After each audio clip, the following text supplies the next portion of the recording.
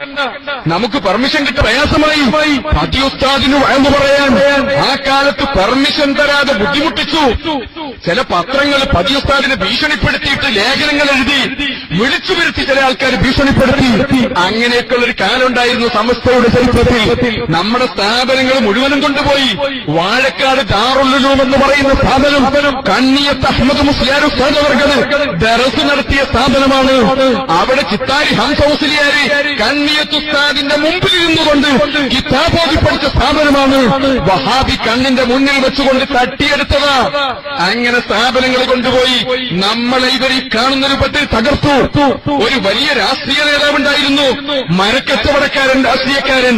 അയാള് പ്രസംഗിച്ചു, എന്റെ അവസാനത്തെ തുള്ളി രക്തവും സുന്നിക്കെതിരെ ചെലവഴിക്കുമെന്നായിരുന്നു പ്രസംഗം. അങ്ങനെയുള്ള ആളുകൾക്കിടയിൽ കണ്ണിയത്ത് ഉസ്താദ് ചിന്തിച്ചു, ശംസുൽ ഉലമ ചിന്തിച്ചു, നമുക്ക് ഇതിനെതിരെ ശബ്ദിക്കാൻ പാകത്തിന് ജനങ്ങളെ ഉയർത്തിക്കൊണ്ടുവരാൻ ഒന്നുകൂടി ഒരു നേതൃത്വം വേണം.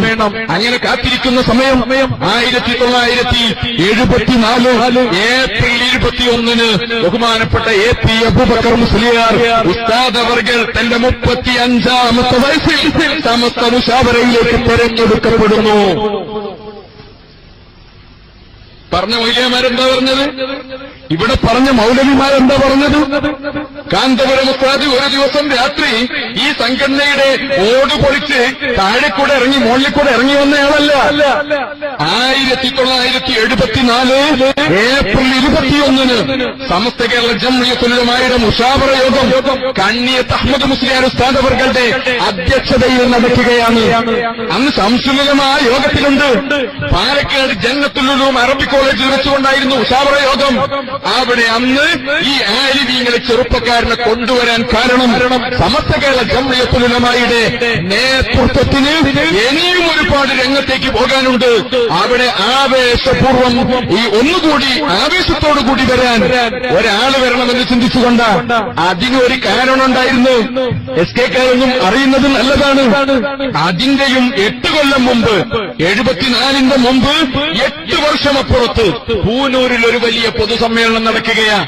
പൂനൂരിൽ ആ കാലത്ത് നടന്ന പൊതുസമ്മേളനത്തിന് ഓമശ്ശേരിയിൽ നിന്ന്, കുന്നമംഗലത്ത് നിന്ന്, ബാലുശ്ശേരിയിൽ നിന്ന്, അടിവാരത്ത് നിന്ന്, പരിസരങ്ങളിൽ നിന്ന് സാധാരണ പെഡൽ സൈക്കിൾ ഉപയോഗപ്പെടുത്തിക്കൊണ്ട് നടന്നുകൊണ്ട് സൂട്ട് കെട്ടിയിട്ട് പഴയ ബാറ്ററിയുടെ ടോർച്ചുള്ള ആളുകൾ ആ ടോർച്ച് ഉപയോഗപ്പെടുത്തിക്കൊണ്ട് അക്കാലത്ത് സമസ്തയുടെ ആലിമ്യങ്ങളുടെ വഴന്നു കേൾക്കാൻ വേണ്ടി വന്നു. നേരത്തെ തന്നെ വന്നു. ആളുകള് ആ പുഴയുടെ പരിസരത്ത് അവിടെ ഇങ്ങനെ തടിച്ചുകൂടി വലിയ സമ്മേളനത്തില് വലിയ ആലിമ്യങ്ങൾ വന്നു. പ്രഗത്ഭരായ ബഹുമാനപ്പെട്ട വാണിയമ്പലം അബ്ദുറഹ്മാൻ മുസ്ലിയാർ ഉസ്താദ് അവർകളാ പ്രസംഗിക്കുന്ന മുഖ്യ പ്രഭാഷകൻ. സ്വാഗതം കഴിഞ്ഞു, ഉദ്ഘാടനം കഴിഞ്ഞു, അധ്യക്ഷ പ്രസംഗം കഴിഞ്ഞു. വാണിയമ്പലം ഉസ്താദിന്റെ മുഖ്യ പ്രസംഗവും കഴിഞ്ഞപ്പോഴേക്ക് ഏകദേശം 2-2.5 മണിക്കൂറേ കഴിഞ്ഞിട്ടുള്ളൂ. എല്ലാം കഴിഞ്ഞു. ഇന്നത്തെ പോലെയല്ല, വേഗം പുരയിലേക്ക് തിരിച്ചു പോകാനല്ല ആൾക്കാർ വരുന്നത്. കുറച്ചുകൂടെ വിവരം കിട്ടണം, ഇൽമു പഠിക്കണം, ആലിമീങ്ങളുടെ പ്രസംഗം കേൾക്കണം. അതിന് നേരം വെളുക്കുന്നത് വരെ ഇരിക്കാൻ തയ്യാറായിട്ടാണ് സൂട്ടും കെട്ടി ആൾക്കാർ വന്നത്. പക്ഷേ 2-2.5 മണിക്കൂർ കൊണ്ട് സമ്മേളനം കഴിഞ്ഞു. ജനം പോകുന്നില്ല, ആള് പിരിഞ്ഞു പോണില്ല. പക്ഷേ വേദിയിലുള്ള മുഴുവൻ ആൾക്കാരെയും പ്രസംഗം കഴിഞ്ഞു. എന്തു ചെയ്യും? അപ്പോഴാ വാണിയമ്പലം ഉസ്താദ് ചോദിക്കുന്നത്, നമുക്കൊന്നുകൂടി ആരെങ്കിലും ഒന്നിനെ പ്രസംഗിപ്പിക്കാൻ കിട്ടിയാലോ? വാണിയമ്പലം ഉസ്താദ് അന്ന് പറഞ്ഞൊരു കാര്യമുണ്ട്. ആ സമ്മേളനത്തിൽ വാണിയമ്പലം ഉസ്താദ് അന്ന് പ്രയോഗിച്ചൊരു തന്ത്രമുണ്ട്. അദ്ദേഹം പറഞ്ഞു, നമ്മുടെ ദർസിലെ സമാജത്തിലൊക്കെ രീതിയുണ്ട്. എന്താ രീതി? സഭാവസരം. നോട്ടീസ് പേരിൽ ആൾക്കാരൊക്കെ പ്രസംഗിച്ചു കഴിഞ്ഞാൽ പിന്നെ സഭാവസരമാണ്. ഇവിടെ എല്ലാ ആൾക്കാർക്കാർക്കെങ്കിലും പ്രസംഗിക്കുക ഈ വിഷയത്തെ പറ്റിയിട്ട്. അങ്ങനെ വാണിയമ്പലം ഉസ്താദ് പറഞ്ഞു, ഇനി സഭാവസരമാണ്, നിങ്ങളുടെ കൂട്ടത്തിൽ ആരെങ്കിലും ഉണ്ടെങ്കിൽ പ്രസംഗിക്കാന്ന് പറഞ്ഞു. പക്ഷെ ഈ വലിയ ആലിമ്യങ്ങളുടെ മുന്നിൽ വന്ന് എണീറ്റ് പ്രസംഗിക്കാൻ ആരാ ധൈര്യപ്പെടുക? ഒരാളുമില്ല. അപ്പോഴാണ് വാണിയമ്പലം ഉസ്താദ് പിന്നെ ചോദിക്കുന്നത്, നേരത്തെ സ്വാഗതം പറഞ്ഞ ആ ചെറുപ്പക്കാരൻ എവിടെ പോയി? അങ്ങനെ കാന്തപുരം ഉസ്താദ്, അന്ന് AP അബൂബക്കർ മുസ്ലിയാർ ആർക്കും അറിയില്ല, അദ്ദേഹം വരുന്നു.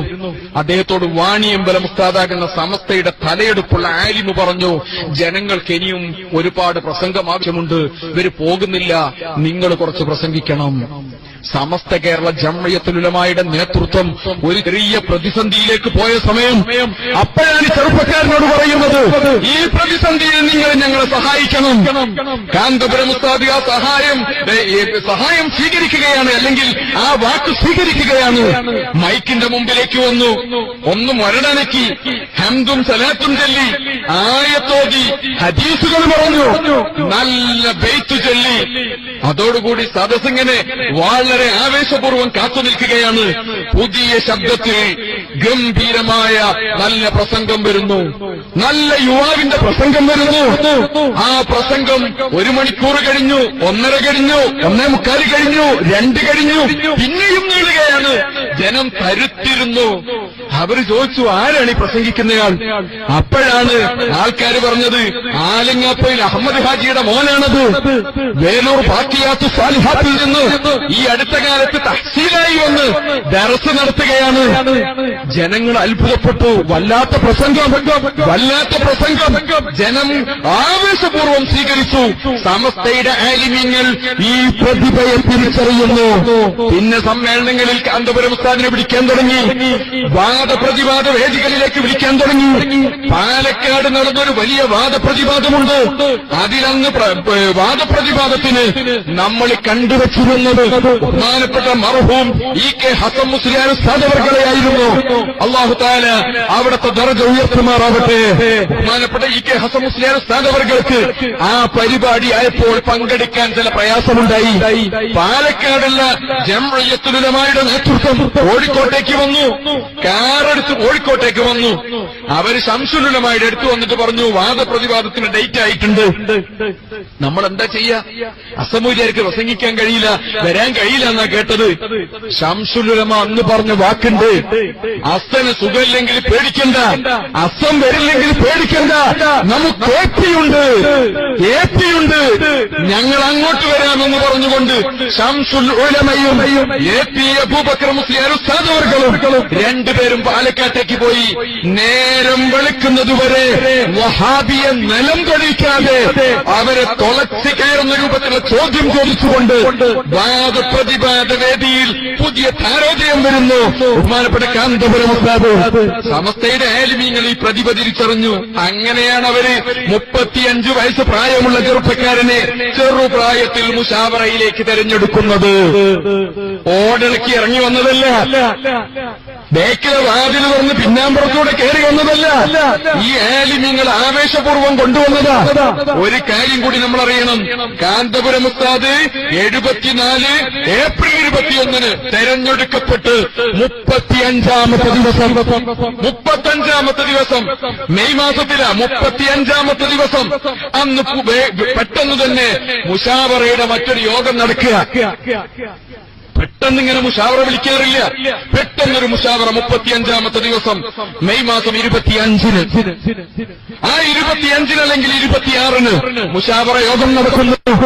ആ മുശാവറ യോഗത്തിൽ പ്രധാനപ്പെട്ട ചർച്ച ഹൈദരാബാദിൽ നിന്ന് കേരളത്തിലേക്ക് ആ കാലത്ത് വന്ന ഒരു തരീഖത്തിനെ കുറിച്ചായിരുന്നു, നൂരിഷാ തരീഖത്തിനെ കുറിച്ചായിരുന്നു. ആ നൂരിഷാ തരീഖത്തിന്റെ ശല്യമുണ്ടായപ്പോൾ അതിനെ ചെറുത്തു തോൽപ്പിക്കാൻ, അതിനെക്കുറിച്ച് ജനങ്ങളെ ബോധവൽക്കരിക്കാൻ, ഇതേക്കുറിച്ച് പഠിക്കാൻ, എന്തു ചെയ്യാൻ പറ്റുമെന്നൊക്കെയുള്ള ആലോചനയായിരുന്നു.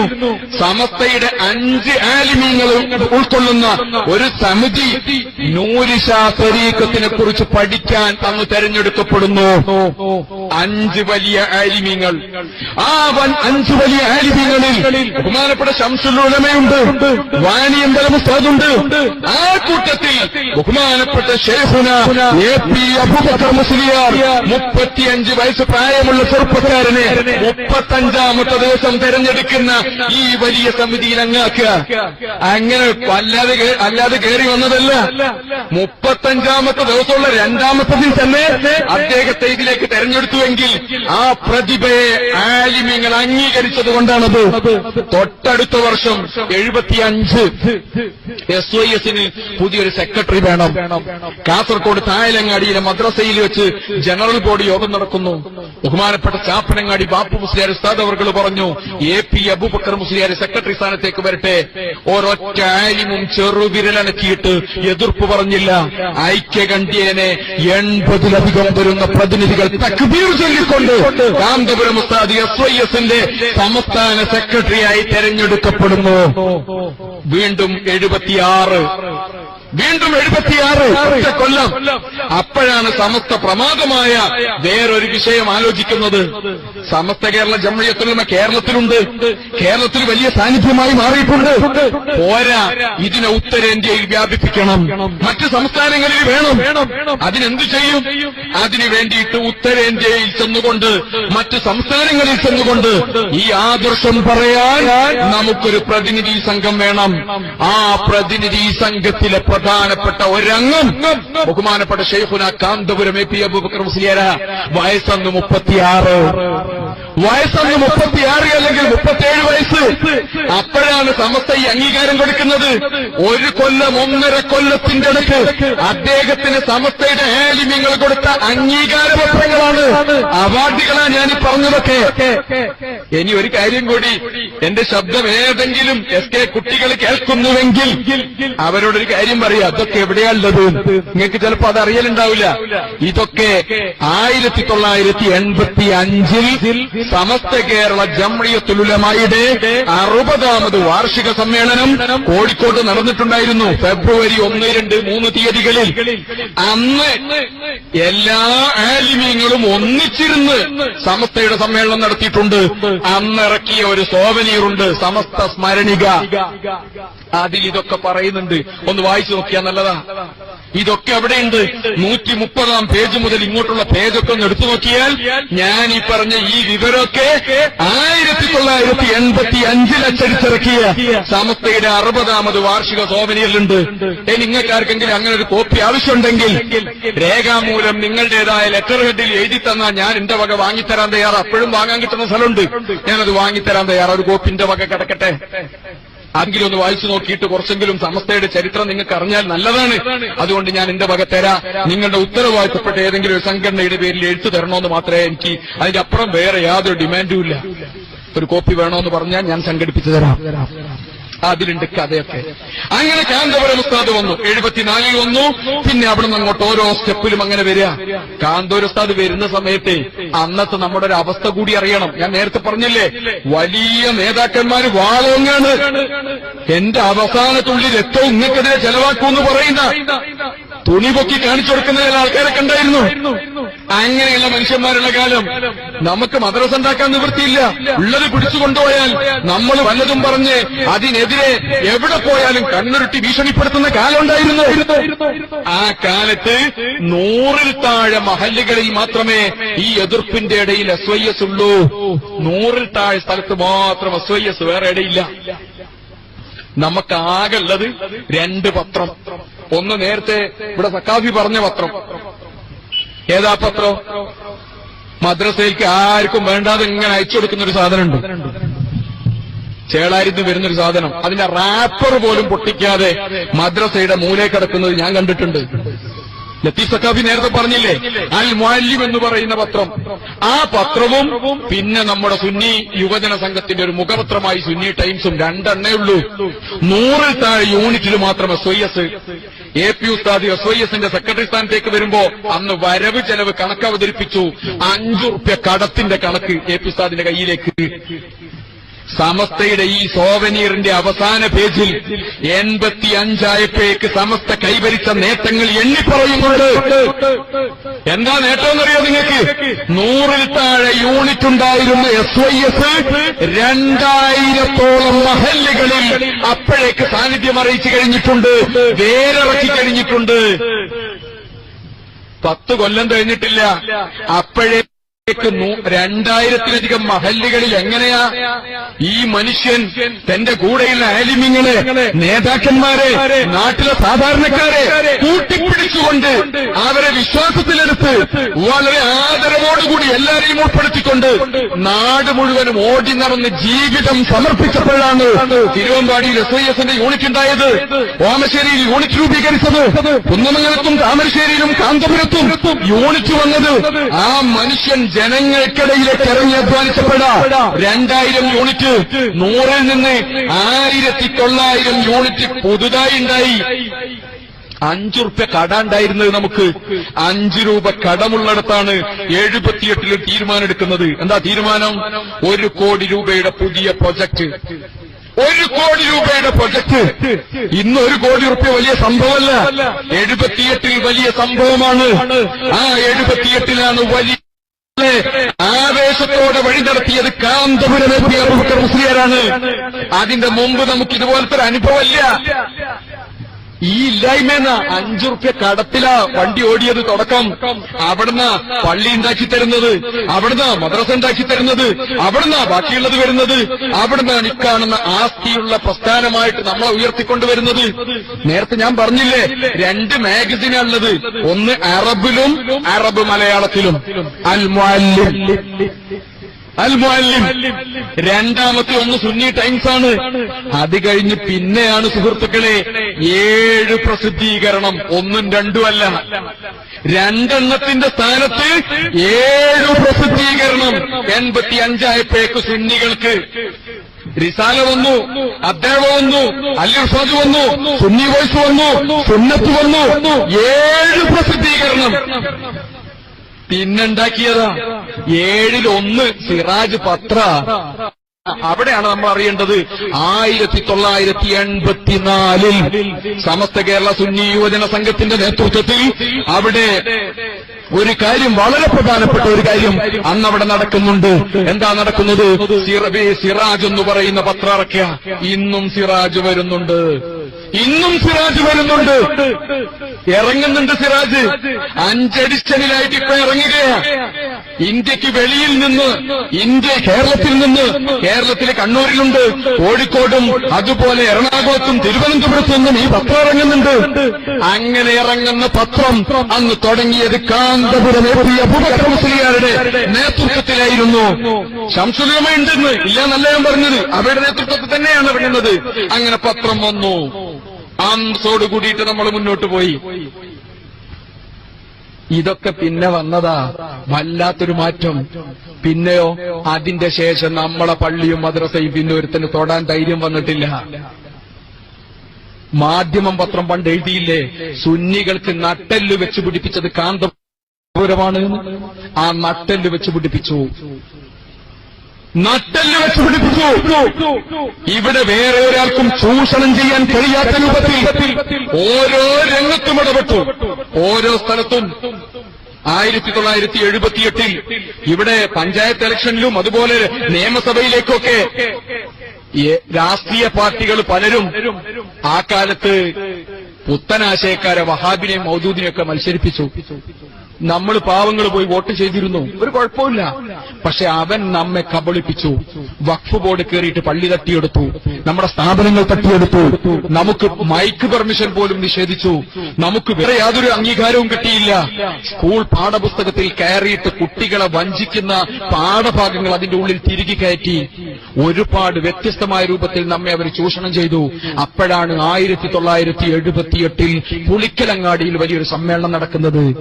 ആ സമ്മേളനത്തിൽ ശംസുൽ ഉലമ പ്രസംഗിച്ചു. എന്താ പ്രസംഗം? അവിടുന്ന് പറഞ്ഞു, ഇവിടെ ഞങ്ങളുടെ നാട്ടിൽ, നമ്മുടെ നാട്ടിൽ, ഈ നാട്ടിൽ വഹാബികളെ ഒരൊറ്റ രാഷ്ട്രീയ പാർട്ടിയും മത്സരിപ്പിക്കാൻ പാടില്ല. വഹാബിക്കെതിരെ മത്സരിക്കുന്നത്, പുത്തനാശയക്കാരനെതിരെ മത്സരിക്കുന്നത് ഇവിടെയുള്ള RSSകാരാണെങ്കിൽ പോലും അവർക്ക് ഞങ്ങൾ വോട്ട് കൊടുക്കും, ജയിപ്പിക്കൂ എന്ന് പറഞ്ഞു. തന്റെ ഇടത്തോടെ ഈ പ്രസംഗം ബഹുമാനപ്പെട്ട ശംസുൽ ഉലമ നടത്തി. കോട്ടുമല ഉസ്താദ് ഇത് ആവർത്തിച്ചു പറഞ്ഞു. കൊള്ളന്റെ അടുത്ത് കൊണ്ടു. ഇപ്പോഴിതാ എല്ലാ ആളുകളും ശ്രദ്ധയോടുകൂടെ തന്നെ ആ കാര്യങ്ങൾ ചെയ്യുന്നത്. ഇനി വഹാബി തെരഞ്ഞെടുക്കപ്പെട്ടാലും അവന്റെ ഒളി അജണ്ട നടപ്പിലാക്കാൻ ഇന്നവന് കഴിയില്ല. ആ രൂപത്തിലേക്ക് കാര്യങ്ങൾ എത്തിയത് നമ്മൾ ഈ ഒരു കെട്ടുറപ്പിലേക്ക് പോയപ്പോഴാ. ആ കെട്ടുറപ്പ് നമുക്ക് സമ്മാനിക്കുന്നതിൽ വലിയ പങ്കുവഹിച്ച മഹാനാണ് ബഹുമാനപ്പെട്ട ശൈഖുന കാന്തപുരം ഉസ്താദ്. 1983 അരീക്കാട് പള്ളിയുമായി ബന്ധപ്പെട്ട ചെറിയൊരു വിവാദം നടക്കുക. എന്താ വിവാദം നടക്കുന്നത്? വിവാദം മറ്റൊന്നുമല്ല, അരീക്കാട് നമ്മളിങ്ങനെ പള്ളി ഓരോന്നുണ്ടാക്കിയപ്പോ പണ്ട് പാങ്ങിൽ ഉസ്താദിനെ ഇതേ ആരോപണം നടത്തിയിട്ടുണ്ട്. പാങ്ങിൽ ഉസ്താദ് ഒരു സ്ഥാപനം ഉണ്ടാക്കാൻ തീരുമാനിച്ചു. ആ സ്ഥാപനം ഉണ്ടാക്കാൻ വേണ്ടിയിട്ട് താനൂരിൽ അവിടെ ഒരു മദ്രസ ഉണ്ടാക്കാൻ വേണ്ടി ഇറങ്ങിയപ്പോൾ അദ്ദേഹത്തെ അഴിമതിക്കാരനായി ചിത്രീകരിച്ച വഹാബി ഇവിടെയും ഒരു തന്ത്രം പ്രയോഗിച്ചു. കാന്തപുരം ഉസ്താദിന്റെ നേതൃത്വത്തിൽ വയനാട്ടിൽ പള്ളി വന്നു, കാരന്തൂരിൽ വന്നു, നരിക്കുനിയിൽ വന്നു, അരീക്കാട് വന്നു. ഇങ്ങനെ വന്നുകൊണ്ടിരിക്കുമ്പോ അവർ ചിന്തിച്ചു ഈ നേതൃത്വത്തെ പിടിച്ചുകെട്ടണം. അതിനൊരു പണി ചെയ്തു. അദ്ദേഹം പൈസയിൽ തിരിമറി നടത്തി എന്ന് പറഞ്ഞുകൊണ്ട് ഇവിടെ കലാപമുണ്ടാക്കി. കലാപമുണ്ടാക്കിയിട്ട് ചില പത്രങ്ങൾ അത് ഏറ്റുപിടിച്ചു. ചില ആളുകൾ അതിനുവേണ്ടിയുള്ള പണി നടത്തി. ആ പണി നടത്തിയ സമയം ഈ വിവാദത്തിന്റെ നടുവിലാണ് കാന്തപുരം ഉസ്താദ് അബുദാബിയിൽ നിന്ന് കോഴിക്കോട്ടേക്ക് വരുന്നത്. ബോംബെയിൽ വണ്ടി ഇറങ്ങി കോഴിക്കോട്ടേക്ക് വരിക. കോഴിക്കോട്ടേക്ക് ട്രെയിൻ വഴി വരുന്ന കാന്തപുരം ഉസ്താദിനെ സ്വീകരിക്കാൻ സുന്നികൾ റെയിൽവേ സ്റ്റേഷനിൽ തടിച്ചുകൂടിയിട്ടുണ്ട്. അവരുടെ മുമ്പിൽ ഒരാൾ നിൽക്കുന്നു. ശംസുൽ ഉലമ EK അബൂബക്കർ മുസ്ലിയാർ. ശംസുൽ ഉലമയുടെ നേതൃത്വത്തിലാണ് ആലിമീങ്ങളും നേതാക്കന്മാരും പ്രവർത്തകന്മാരും തടിച്ചുകൂടി നിൽക്കുന്നത്. ട്രെയിൻ വന്നു നിന്നു. കാന്തപുരം ഉസ്താദ് പുറത്തേക്ക് വന്നു. സലാം ചൊല്ലി അദ്ദേഹത്തെ കൈപിടിച്ച് കെട്ടിപ്പിടിച്ചാലിംഗനം ചെയ്ത് നേരെ പുറത്തേക്ക് കൊണ്ടുവരുന്നു ശംസുൽ ഉലമ EK അബൂബക്കർ മുസ്ലിയാർ. ജനം തക്ബീർ മുഴക്കുകയാണ്. ഈ നേതാവിന്റെ ചുറ്റും തടിച്ചുകൂടി തക്ബീർ മുഴക്കുകയാണ്. ശംസുൽ ഉലമ മൈക്കെടുത്തു. എന്നിട്ട് പറഞ്ഞു, തക്ബീർ നിർത്താൻ പറഞ്ഞു. എന്നിട്ട് ഒരു കാര്യം കൂടി പറഞ്ഞു, ഞാൻ വലിയ പ്രസംഗമൊന്നും നടത്തുന്നില്ല, 2 വാക്ക് മാത്രമേ പറയുന്നുള്ളൂ എന്ന് പറഞ്ഞു. ശംസുൽ ഉലമ മൈക്ക് പിടിച്ചു. എന്നിട്ട് പറഞ്ഞു, 2 വാചകം മാത്രം. കേരള മുസ്ലിങ്ങൾക്ക് സമസ്ത അഡ്രസ് ഉണ്ടാക്കി. ഒരു വാചകം. ശംസുൽ ഉലമയുടെ പ്രസംഗമാണ്. കേരള മുസ്ലിങ്ങൾക്ക് സമസ്ത അഡ്രസ് ഉണ്ടാക്കി. ആ സമസ്തക്ക് AP അഡ്രസ് ഉണ്ടാക്കി. പിന്നെ തക്ബീറാണ്. അല്ലാഹു അക്ബർ. ഇത് ആര് പറയാ? AP ഉസ്താദല്ല, ഇത് SSFകാര് പറയല്ല. ശംസുൽ ഉലമ EK അബൂബക്കർ മുസ്ലിയാരുടെ 83 പ്രസംഗമാണ്. സമസ്ത കേരളത്തിലെ മുസ്ലിങ്ങൾക്ക് അഡ്രസ് ഉണ്ടാക്കി. ആ സമസ്തക്ക് AP അഡ്രസ് ഉണ്ടാക്കി. കേരള മുസ്ലിങ്ങൾക്ക് നട്ടെല്ല് വെച്ചു പിടിപ്പിച്ചത് കാന്തപുരമാണ് എന്ന്, കാന്തപുരം ഉസ്താദാണ് എന്ന് മാധ്യമം ദിനപത്രം 990കളിൽ എഴുതിയ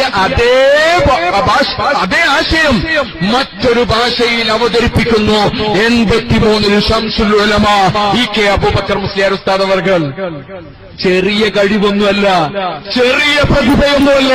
ഈ ചെറുപ്പക്കാരൻ വന്നതിന് ശേഷമുള്ള മാറ്റം.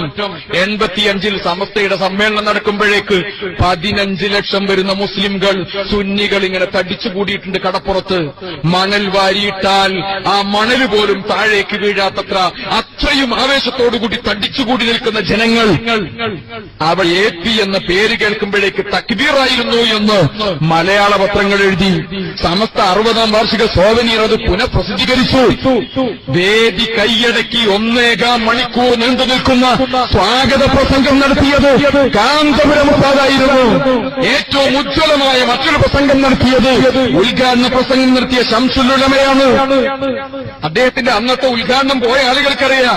ഞാൻ ഉദ്ഘാടനം ചെയ്യുന്നു എന്ന് പറഞ്ഞില്ല, മറിച്ച് അദ്ദേഹം പറഞ്ഞു, ഈ സമ്മേളനം നിങ്ങളാണ് ഉദ്ഘാടനം ചെയ്യുന്നത്. എല്ലാവരും എഴുന്നേറ്റുന്നുകൊണ്ട് നിങ്ങൾ തക്ബീർ ചെല്ലുക എന്ന് പറഞ്ഞ് ദിക്ർ ചൊല്ലിച്ചുകൊണ്ട് സമ്മേളനത്തിന്റെ ഉദ്ഘാടനം നടത്തിക്കൊണ്ട് ആളുകളെ വിസ്മയിപ്പിച്ച ശംസുൽ ഉലമ. നമ്മളെ എതിർക്കുന്ന ആളുകളോട് അദ്ദേഹം താക്കീത് കൊടുത്തു. പത്രക്കാരോട് പറഞ്ഞു, ഞങ്ങളെ നിങ്ങൾ പരിഗണിക്കണം. രാഷ്ട്രീയക്കാരോട് പറഞ്ഞു, ഞങ്ങളെ നിങ്ങൾ പരിഗണിക്കണം. ഈ വലിയ ശക്തിയെ പരിഗണിക്കണം. കോഴിക്കോട് കടപ്പുറത്ത് പെരമാലകളെ അതിജയിക്കുന്ന 15 ലക്ഷം വരുന്ന മനുഷ്യർ, ഇവരെ അവഗണിക്കരുത്. ഞങ്ങളെ പരിഗണിച്ചില്ലെങ്കിൽ നിങ്ങളെ ഞങ്ങൾക്ക് പരിഗണിക്കേണ്ടി വരുമെന്ന് അന്ന് ശംസുൽ ഉലമ പറഞ്ഞു. ജനം അത്ഭുതപ്പെട്ടുപോയി. ആ ശംസുലുലമായുടെ വലത്തെ കൈയുടെ ചൂണ്ടുവിരൽ ഉപയോഗപ്പെടുത്തിക്കൊണ്ട് ജനങ്ങളെ കയ്യിലെടുത്ത് അമ്മാനമാടി. അപ്പോഴാ ചില ജാസൂസുകൾ ചിന്തിച്ചത്, ഇവർ രണ്ടുപേരും ഈ രൂപത്തിൽ മുന്നോട്ട് പോയാൽ നമ്മളെ സ്കൂള് പൂട്ടുമെന്ന്. നമ്മളെ സ്കൂള് പൂട്ടും. എന്താ പണി? ഇവർ രണ്ടുപേരെയും തെറ്റിക്കണം. 85 തുടങ്ങി, 86 തുടങ്ങി, 86, 87, 88, 89 വരെയുള്ള 4 കൊല്ലക്കാലം അതിനുവേണ്ടി രാവും പകലുമില്ലാതെ കുറെ ആൾക്കാർ അധ്വാനിച്ചു. തിരുവമ്പാടിയിൽ വന്ന് പ്രസംഗിച്ച മുക്കത്തുകാരനൊരു മൊയ്ലിയാരുണ്ട്. ആ മുക്കത്തുകാരൻ മൊയ്ലിയാരോട് ചോദിച്ചറിയാ, അയാൾ അന്ന് അതിനുവേണ്ടി ചെയ്ത പണി വളരെ ചെറിയ നിസ്സാരമായൊരു പണി ചെയ്തു. പക്ഷേ ശംസുലുലമക്ക് അത് വേദന ഉണ്ടാക്കുന്ന വിഷയമായിരുന്നു. അയാൾ ചെയ്ത പണി, കാന്തപുരം ഉസ്താദ് വിദേശത്ത് നിന്ന് വന്ന സമയത്ത് ഒരു തവണ നല്ല പാർക്കർ കമ്പനിയുടെ ഒരു പേന കൊണ്ടുവന്ന് തന്റെ നേതാവിന് സമർപ്പിച്ചിരുന്നു. എവിടെ പോകുമ്പോഴും ശംസുലുലമായുടെ പോക്കറ്റില് ഈ നല്ല പാർക്കർ പേന ഉണ്ടാകുമായിരുന്നു. എന്തെഴുതുമ്പോഴും അഭിമാനത്തോടെ ആ പേന എടുത്ത് എഴുതിയിരുന്നു. ചെക്കിൽ ഒപ്പുവെക്കുമ്പോഴും മിനിറ്റ്സിൽ ഒപ്പുവെക്കുമ്പോഴും ആ പേന ഉപയോഗപ്പെടുത്തുമായിരുന്നു. ശംസുലുലമയുടെ അടുത്ത് വന്ന് പലപ്പോഴായി മുക്കത്തുകാരൻ ഈ ഫൈസി പറഞ്ഞു. AP പറയാണ്, ഞാൻ എന്റെ പെണ്ണുകൊണ്ടാണ് ഇപ്പൊ ഒപ്പിടല് എന്ന് AP ഇങ്ങനെ പറഞ്ഞടക്കുന്നുണ്ട്. അയാൾ പറയട്ടെ ഇല്ലാന്ന്.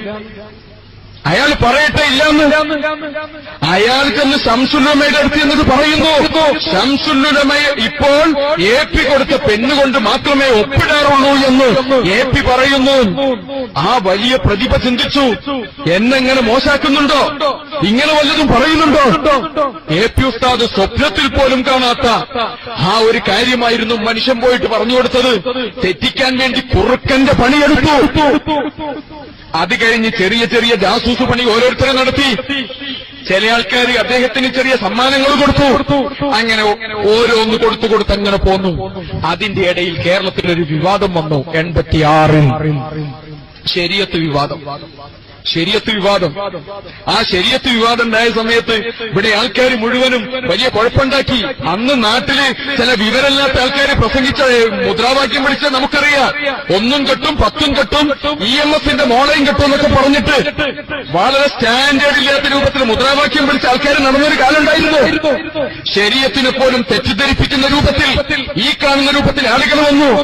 അപ്പോഴാണ് ആ ഒരു വിഷയമുണ്ടായ സമയം മുസ്ലിങ്ങളെ ഐക്യപ്പെടണമെന്ന ഒരു പൊതു ചിന്ത വന്നു. AP ഉസ്താദ് പറഞ്ഞു, നമ്മൾ ആരോടും ഐക്യപ്പെടാൻ തയ്യാറാണ്. പക്ഷേ ഈ തീവ്രവാദികൾ നമ്മളെപ്പോഴും മുസ്ലിങ്ങളായി അംഗീകരിച്ചിട്ടില്ല. അംഗീകരിച്ചാൽ നമ്മൾ കൂടെ നിൽക്കാം.